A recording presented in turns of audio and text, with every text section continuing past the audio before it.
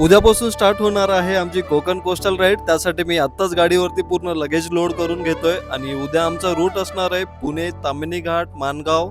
त्यानंतर मुंबई गोवा हायवेवरून आम्ही जाणार आहे थेट मालवणकडे. आमची ही ट्रिप टोटल 3 नाईट 4 डेजची असणार आहे आणि यामध्ये आम्ही उद्या 463 किलोमीटर कंप्लीट करणार आहे. आणि नेक्स्ट डे प्लॅन प्रमाणे अर्ली मॉर्निंग आमची राईड स्टार्ट केली.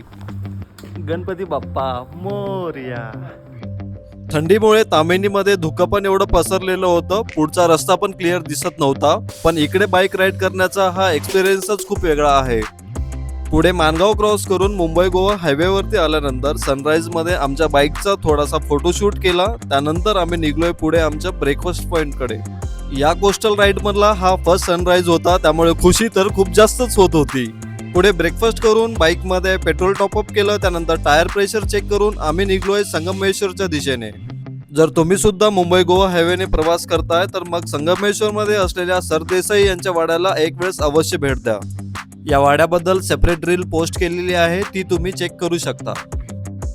पुढे मुंबई गोवा हायवेवरती आम्ही लंच ब्रेक घेतला आणि इथून आमचं फायनल डेस्टिनेशन रिमेनिंग आहे फक्त 80 किलोमीटर. जर तुम्ही सुद्धा मुंबई गोवा हायवेने ट्रॅव्हल करण्याचा प्लॅन करताय तर इकडे रेस्टॉरंट खूप कमी आहेत, त्यामुळे त्या एका गोष्टीची तुम्हाला काळजी घ्यावी लागेल.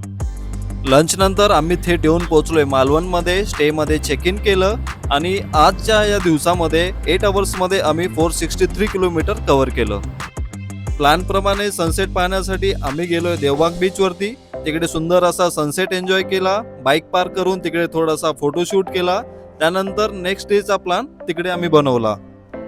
तुम्हाला ही रील आवडली असेल तर तुमच्या बायकर मित्रांशी नक्की शेअर करा. आवडल्यास लाईक, शेअर, फॉलो करायला विसरू नका.